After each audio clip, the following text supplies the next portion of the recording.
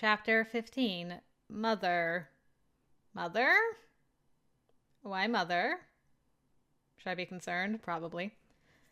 Everyone is dragging their feet to get to rehearsal today. I stand by my podium, a heavy weight in my chest and butterflies in my stomach. Last night's dream flickers in the back of my mind. I want to believe that it was just a silly dream. There's no way that it will become reality. My eyes rove over the field, trying to find a familiar shock of white hair, but he's not here. I'm so lost in thought that I almost don't notice someone is standing right next to me, watching me. Oh! Good morning, Alex. Sorry I didn't see you there. I'm still waking up. Life sucks. Oh, Alex, it's okay. It's not your fault, not really.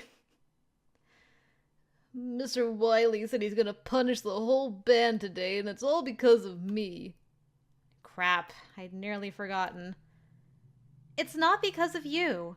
We all took a risk yesterday, but I promise it'll have been worth it. We're going to get out of here. He doesn't look convinced. I give him a comforting pat on the shoulder, not wanting to see the little guy suffer. I promise.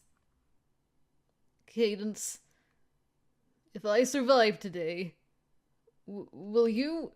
Huh? Well, he shot his shot. Respect. Will you go out with me? What? Why is this happening now of all times? Oh man, I can see people looking in our direction. Where did this even come from? Well, once we get out of band camp, let's grab some movie or catch a food. What do you say? Catch a food, eh? It's very tempting. I'm sorry, Alex. I mean, I can't say that you're too young for me because we're on Poptart's route. I do like you as a friend. We should just be straightforward and be like, there's somebody else. You probably know who it is. I'm sorry. It sucks. It sucks me having to say this. I like someone else. Really? His eyes bore into me and I shift from foot to foot nervously. Maybe I shouldn't have said that, but it'll shake him off my trail, I hope. Yeah, I do. I bet I know who it is. It's then that I spot Poptart walking up out of the corner of my eye to join our little audience. Oh dear. Alex, don't... It's Peter, isn't it? That ship has sailed, my good sir. Not fair. He gets all the girls. He storms off. Well, I'm disappointed that he didn't think of Poptart. But to be fair, Peter has ruined his life for a lot longer, so. Poptart comes over to take his place. Oh gosh. Did you not sleep at all? This is no good, man. I need you in peak condition to help me with this. I was wondering how that story would end. What story? Alex's little crush on you. It's been fairly obvious all along, if you ask me. Instead of sounding amused, Poptart's voice is flat and emotionless. His face is, too. I peer at him closely. Poptart, you look so tired. Sleep didn't come easy last night. You should be taking care of... Why aren't you all on the field? Get stretching! You're gonna need it. You heard him, everyone. Let's get started. The band cautiously makes their way onto the field, forming a ring around me. They mutter amongst themselves. By now, everyone knows what went down last night. I heard we're getting punished for something. That's so stupid. The idiot brass section rode their bikes while playing instruments, and now we're all gonna take the heat for it. Ha! That's awesome! I mean, what a bunch of dumbasses! No talking! Hurry up! Reach down and touch your toes. Mr. Wiley keeps us in suspense for 10 more minutes.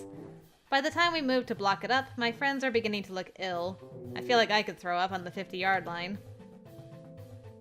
No, leave your instruments on the sidelines. Sir. we're not carrying during basics. No. Today you will learn about respect. Huh? What's that? Tom? Through fire drills. Huh? We're seriously doing fire drills. Well, this sucks.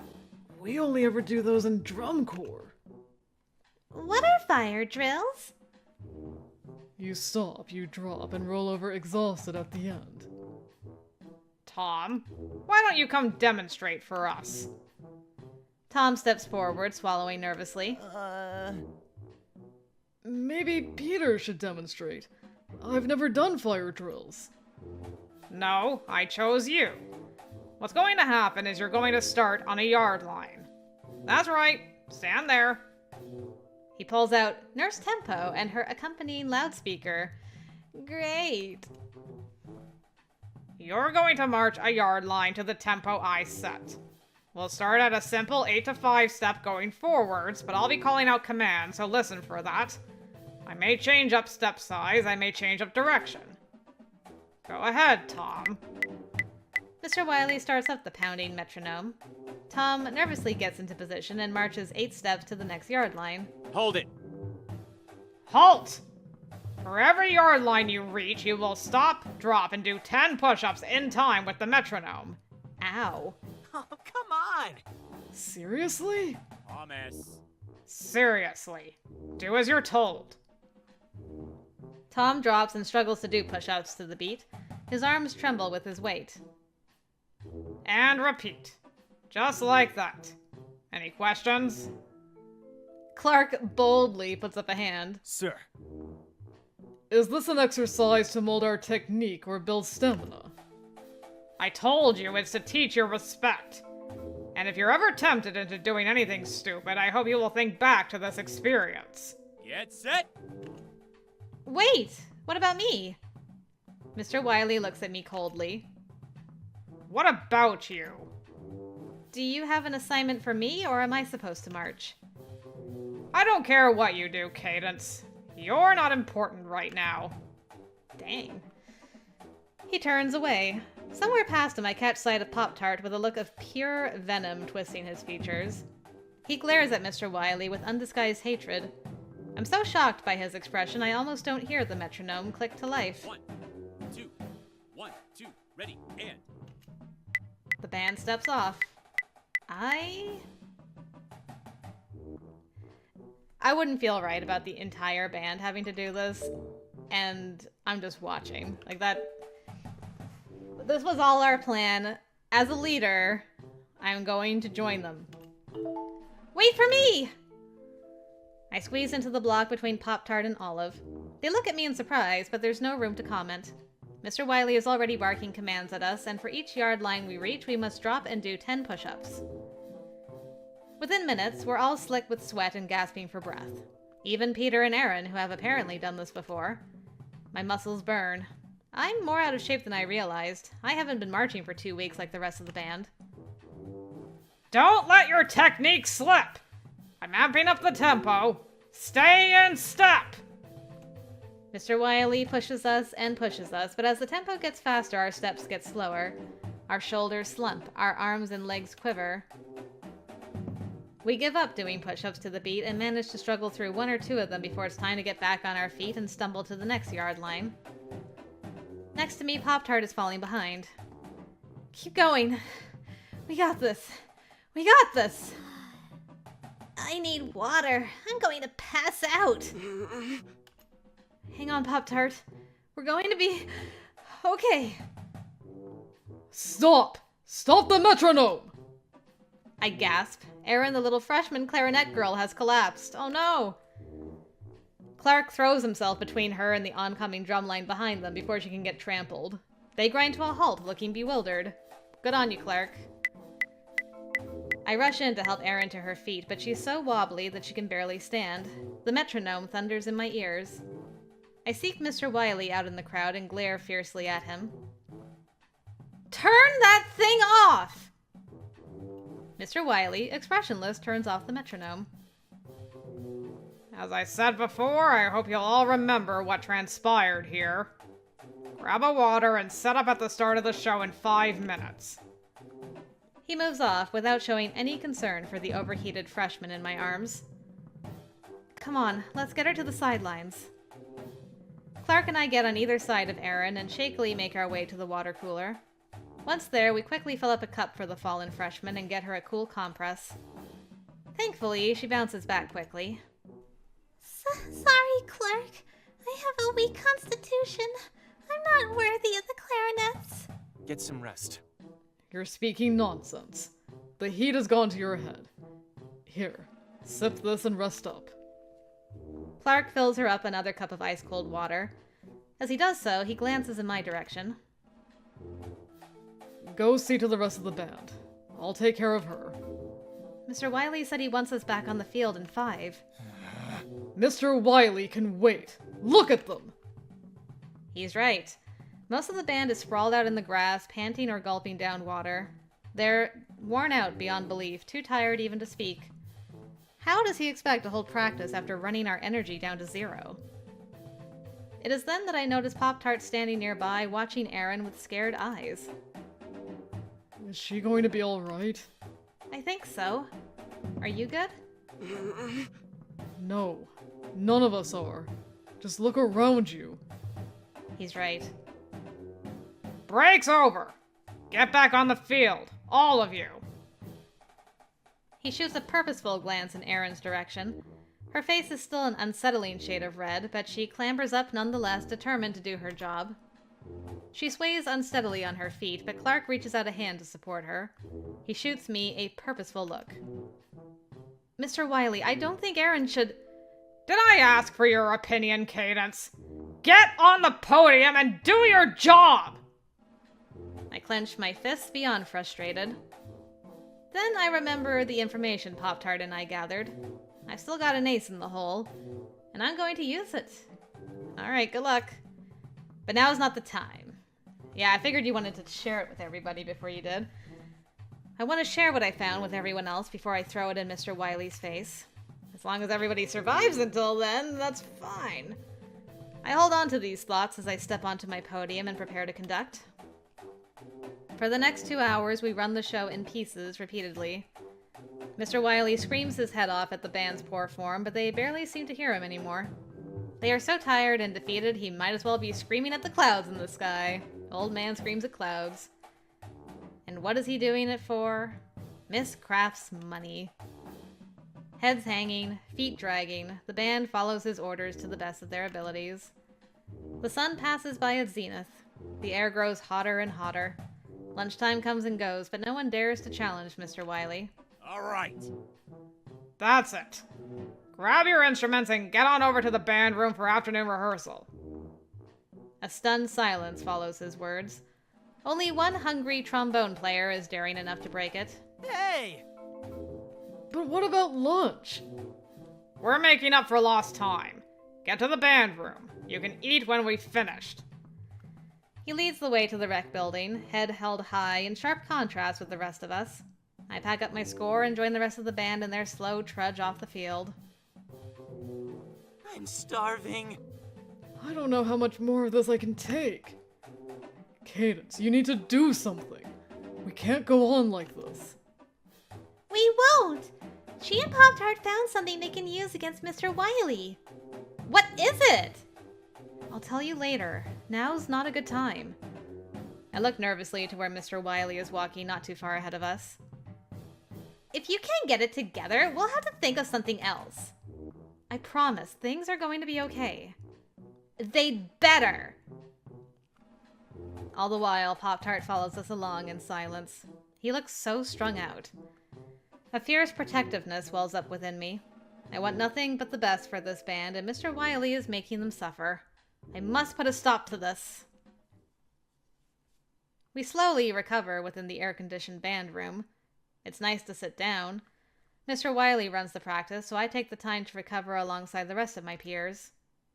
When Mr. Wiley finally ends practice, I could jump for joy, if I wasn't so tired. You worked hard today. You may go eat dinner, but don't be late to evening rehearsal. I expect the band to groan, but they merely exchange pained looks. Don't worry, we'll keep it short tonight. We'll run the show a few times over and see how you do. If you manage to impress me, I may even let you out early. With that, Mr. Wiley picks up his things and leaves. The band disperses, still moving as if stuck in slow motion. As soon as I'm sure Mr. Wiley is gone, I call out. Section leader meeting during dinner. Meet outside the cafeteria.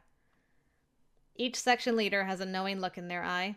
I give them a nod, then head for the cafeteria. And also Poptart and Susie. And Felicity. Or is Felicity might be a section leader. Maybe? I actually don't know who the section leader is of the flutes, but it could be her.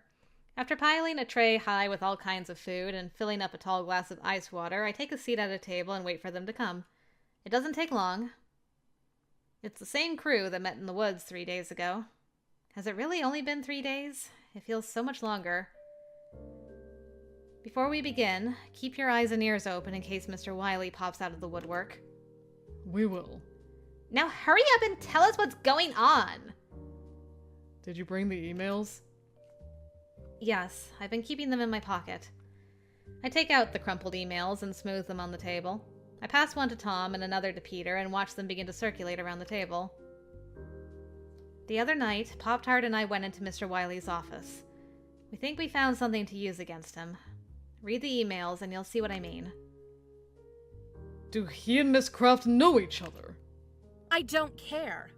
Who cares about that? Look, they've got a bet riding on us. That's why he's keeping us here. There's no response from Mr. Wiley agreeing to the bet, though. Yeah, because that's not the real or the entire reason. So what? Seems pretty obvious to me he's on board with it. Why else would he be holding us hostage here to work on the show? Hey. Look at this email he sent to our parents. He sent it on Friday before we even knew we were going to be stuck here. Yeah? I'm sure our parents will be thrilled to hear he lied about everything. I keep quiet, letting them draw the same conclusions I did.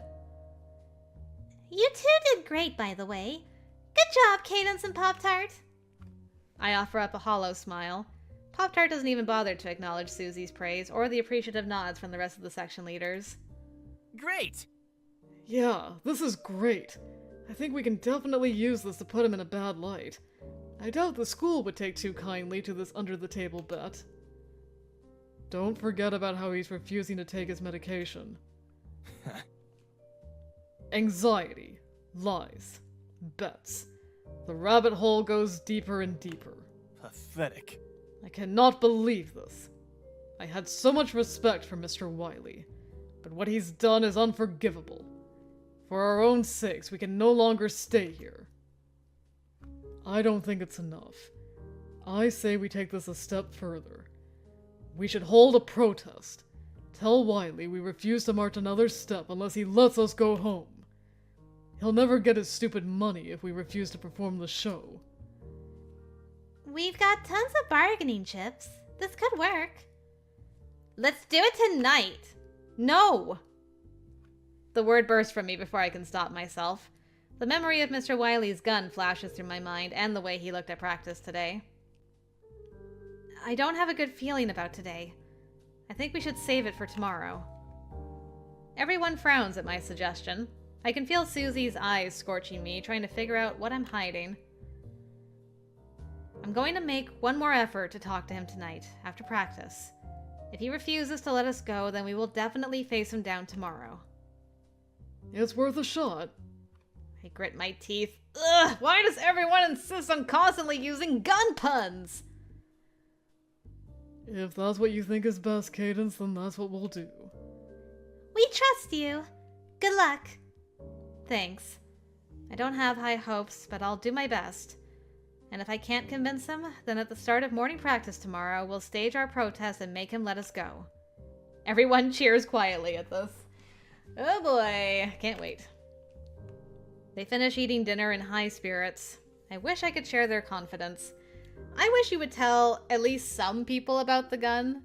You and Poptart being the only ones is not a good idea. Like, yes, think about who would be most petrified about the news, I would tell Peter, Samuel, Clark, Aaron, and probably Tom. I trust like all those guys to keep their heads on straight about a gun.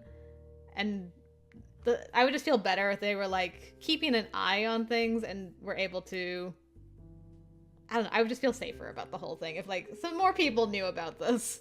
So we could potentially avoid getting shot is what I'm trying to say. I don't want to be got goo. Words. After dropping a few things off in my room, I had to practice on my own. Cadence, wait up. Oh. Hey, Tom. Everything okay? What do you mean? You seem kind of, I don't know, like something is on your mind, or... Like I'm hiding something? More so than the rest of us. I mean, I guess I understand it, since you're taking the lead on this escape thing, but I just wanted to make sure you're okay. I actually have the option to tell him that he has a gun. Ugh, I want to so badly. I just got through my whole spiel about I'd feel so much better if even Tom knew about the gun. But if I do it, this is because of the root. I know. I'm still dating Poptart, right? I'm trying to smooch my boy. If I tell Tom after Poptart asked me not to tell anybody, he would feel so betrayed. And it's dumb because, like, in the situation, yeah, of course I would, if I was actually there, I would tell Tom. Because I'm like, this is reality. But visual novel, dating sim, I have to just be like, it's fine. Because I know Pop-Tart's listening. Pop-Tart, this is for you, honey. Please make sure we don't get shot. We made a promise to protect each other, and we're not involving Tom in any of this, but I so badly want to do that. I'm fine, Tom. Thank you for your concern. I attempt to smile. He doesn't look entirely convinced. See you later. If you say so. See you at practice. See? I knew he's always watching. Oh, Pop-Tart! Are you headed to the field? Yes. I'll walk with you. Is everything okay? You're not yourself today. I'm just tired. No, it's more than that. Just as Tom could tell that something more was bothering me, I can tell something deeper is gnawing at Pop-Tart. For his sake, I won't pry. If he wants to tell me, I'll be here by his side when he needs me. When the sun vanishes, the air cools down, making evening practice more bearable. Mr. Wiley stays true to his word. He has us play through the show while standing in place first. Then we add in marching. We run through it in chunks. Then we run it 5 times in a row, all the way through, but with generous breaks in between each one. Today was tough. I know tomorrow will be better, but that's on all of you. Make every practice worth it so that you can look back and know that you gave it your best shot. Got it? He sweeps his gaze over the band. I imagine if this was the first week of band camp, everyone would be cheering right now. Instead, we stare at him through drowsy eyes, dull and uncomprehending. Now get to bed. He moves off. The band begins packing up. I take deep breaths to steady myself, standing nearby as Mr. Wiley gathers up his things. It takes him a few minutes to notice me. By then, most of my bandmates have already left. He looks my way, his eyebrows lifting in inquiry. One more deep breath. I lift my chin and face him. I will not give him a chance to cut me off. Cadence, what do you want? I really think you should let us go home tomorrow. Out of the question. I take a step forward, staring him down. No. I really think it would be in your best interest to let us leave. A heavy silence follows, lingering. I know he can sense the threat behind my words, the hidden meaning. It shows in his narrowed eyes, the way his lips press into a thin line. Say something. I'll keep what you said in mind. He turns and walks away, leaving me standing on the dark field. My last attempt has failed. Tomorrow we will hold the protest and use our blackmail against him. I tried to warn you, Mr. Wiley. I really did. What goes down tomorrow is not going to give me any pleasure, but it has to be done. I wonder if he's even going to care about any of that. We'll see. I close my eyes with a forlorn sigh. Time for bed. I collapse into bed without even bothering to change, again, and fall into a deep sleep almost instantly. My entire body feels like a rock that could sink right through my bed. I feel very far away. What? I spring up, immediately awake, eyes wide. My heart thunders in my chest. Someone is pounding on our door. It sounds like it's going to explode off its hinges at any moment. Mr. Wiley. I freeze in terror, hoping for this to be a nightmare, but it's all too real. Across the room, Susie stirs but does not awaken. I'm tempted to feign sleep, but the door continues to shudder insistently. Summoning my courage, I climb out of bed and cross the room to open the door. I utter a cry of relief when I see who it is. Oh my goodness, the eyes. What's happening? Poptart! The relief doesn't last long. His eyes are wild. He makes a grab for my hand, crushing it in his. Cadence, come quick! There's a woman on the other side of the fence! What? Who is she? I don't know, we have to hurry! Maybe it's a band parent. We can ask her for help. Let's go! Or it could be Rebecca. Hand in hand, we leave the comfort of my room behind and embark into the night. Pop-Tart, wait! I can't run that fast. Slow down! Pop-Tart hardly seems to hear me as he sprints towards the fence, dragging me behind him. I struggle to keep up with him, doing my best not to stumble. Somehow I manage to stay on my feet. Hello, hello? Suddenly, Pop-Tart stops. I narrowly avoid barging into him, pausing to catch my breath. He stares ahead with the widest eyes I've ever seen. I look up and down the electric fence, but there is no one standing on the other side. Oh no! She's gone! Is this where you saw her? She's not at the entrance? Oh no, he still sees her? Oh dear. Welp? She's right there. Pop-Tart points a shaking finger straight ahead. I follow it, looking to the spot he is pointing at. A chill goes up my spine. Pop-Tart? There's nobody there. You can't see her, but she's standing right there. Pop-Tart begins to move closer. Suddenly, he freezes on the spot. His eyes go black with fear, and his face pales as though he's seen a ghost. You see, that's why the kids kept going missing. Rebecca disguises herself as everyone's mom? And that's why they follow her, because they're like, I'll take you home. And it's like, oh, it's Mom. Because she's trying to, like, get her kids back? Is that where we're going with this? Mother? The air turns cold. Pop-Tart's mother is here? But where is she? Oh dear. What are you doing here? How did you find me? He stumbles backwards, fearful. Pop-Tart? No! I won't go with you. Leave me alone. Leave me alone! Pop-Tart! I grab his arm. He turns to me, frantic. No, it's my mom. She's finally come to take me away. But I don't want to go. You're not going anywhere. You're staying here with me. I'm real, Pop-Tart. With one hand on his cheek, I guide him to look into my eyes. Cadence, you said you couldn't see her. Why can't you see her? I keep my voice calm and steady as I respond. Because there's no one there, Pop-Tart. We're alone out here. I squeeze his arms tightly, desperately hoping that I can ground him. He gazes deep into my eyes, slowly absorbing my words. I repeat them firmly. There's no one there. He's not real. He looks past the electric fence. She looks so real, Cadence.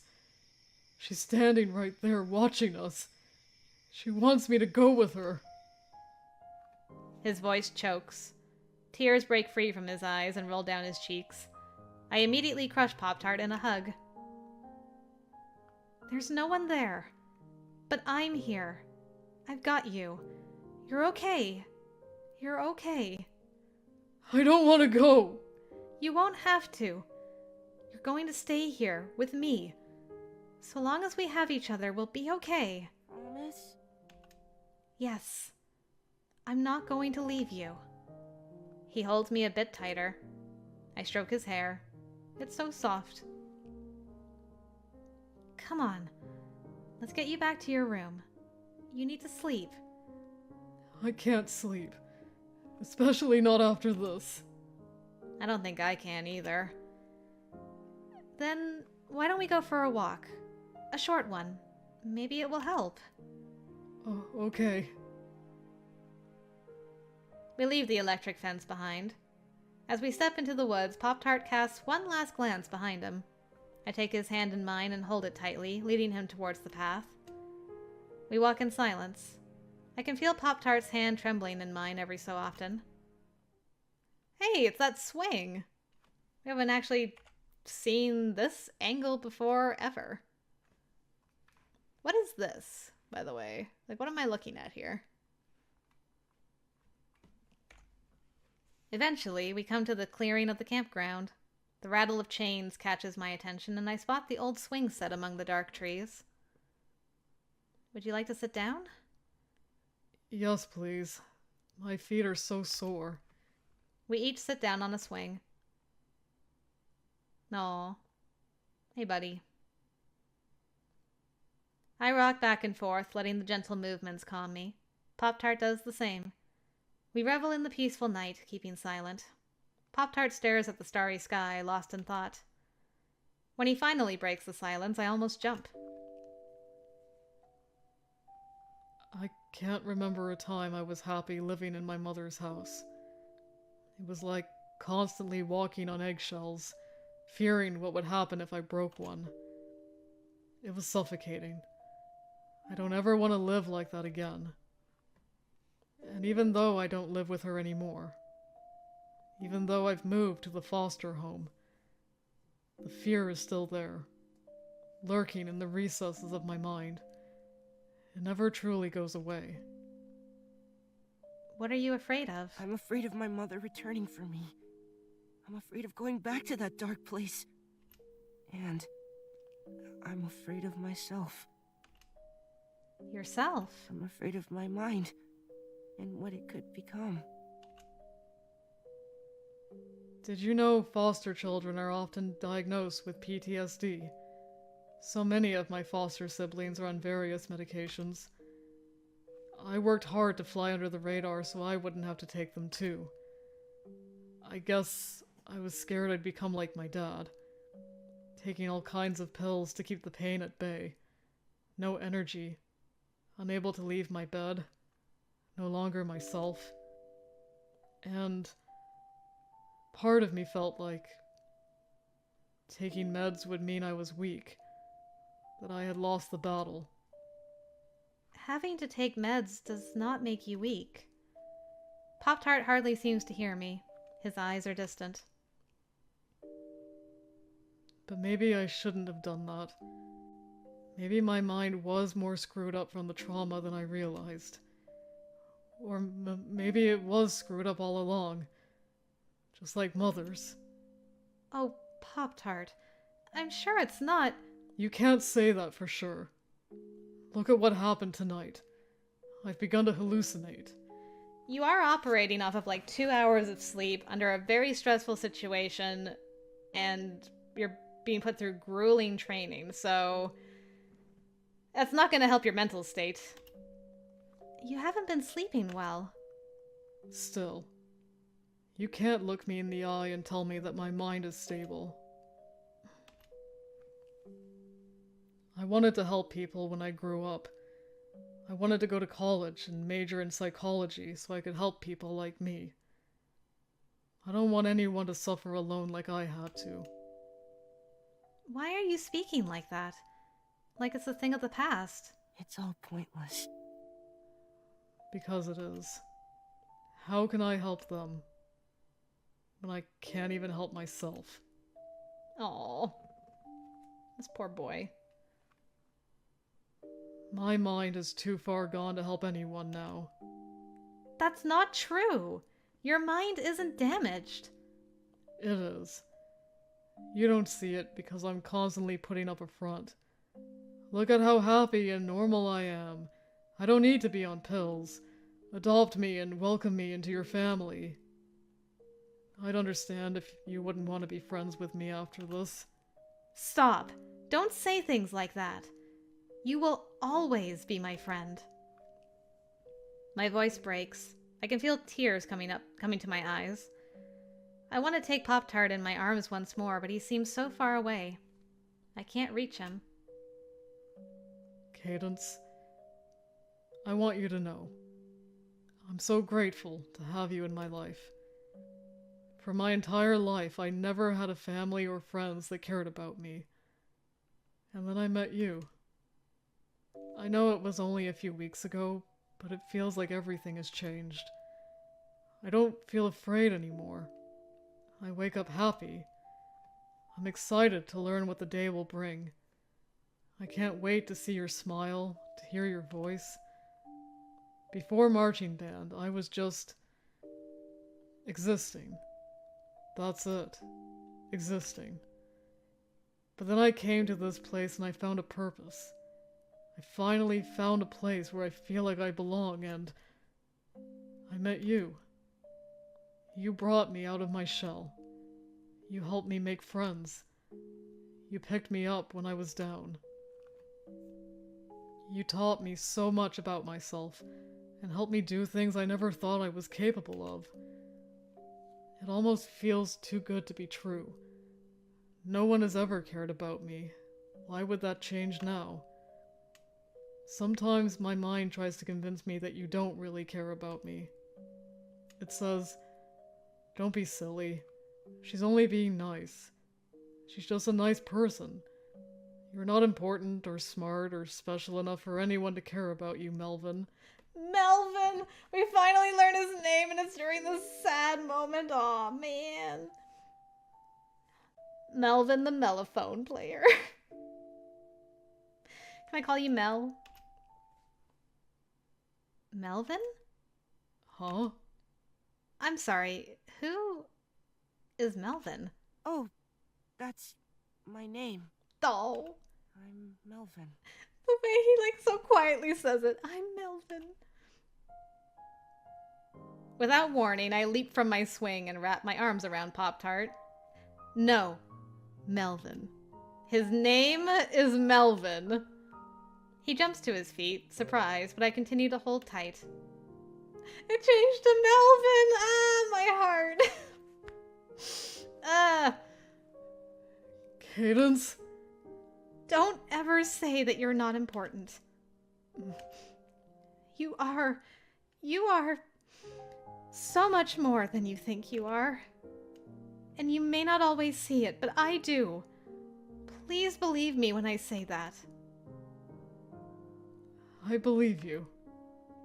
I pull back to look into his eyes. And believe me when I say this. I care about you. I know we've only known each other for a short while, but I care about you so much. And I care about you. Finally, the tears break free. I've always had people who cared for me, and I took it for granted. I can't even imagine how he must feel. I stifle a sob. I wish I could make him see how incredibly special he is. He's witty and creative. When he overcomes his shyness, he's unashamedly himself no matter what else anyone thinks of him. I always have fun when we're together. But my throat is so swollen with grief that I can't find the words to express this to him. All I can do is squeeze him as tightly as possible and hope that is enough. Please let it be enough. Thank you, Cadence. I'll always be here for you. Me too. I don't know how long we stay like that, clinging to one another. But eventually, the tears dry and we pull away, smiling shyly. Our hands stay intertwined. I can't believe I finally learned your name. Now that I'm no longer a mystery, I suppose you'll grow bored of me. You're right. I'm out of here. We both chuckle, though he holds my hands just a bit tighter, as though afraid I will leave him. Thank you, Cadence. Thank you. That was like my first question. Can I call you Mel? You can call me whatever you want. Just don't say, wow, your parents must have hated you when you were born. I've heard it before. Never. It's a unique kind of name for a unique kind of guy. Mel the mellophone player. It was meant to be. I go to laugh, but a yawn overtakes me.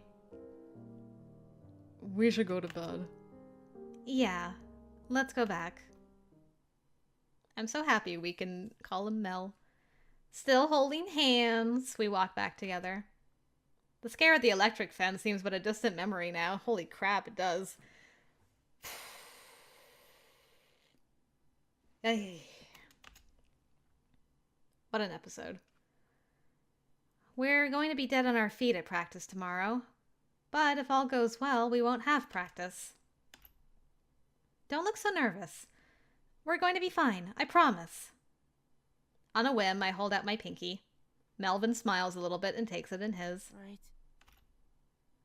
We've made it this far together. Just a little more to go and we can finally go home. Yes. I swear, by tomorrow night, we'll be home. Good night, Mel. Bye. Good night, Cadence. Our pinky fingers break apart and we go our separate ways. My heart feels strangely full as I go to bed that night. What Melvin said hurt to hear, but I want to believe that everything is going to be better for him from here on out. I will make sure that nothing ever hurts him again, and I know he will do the same for me.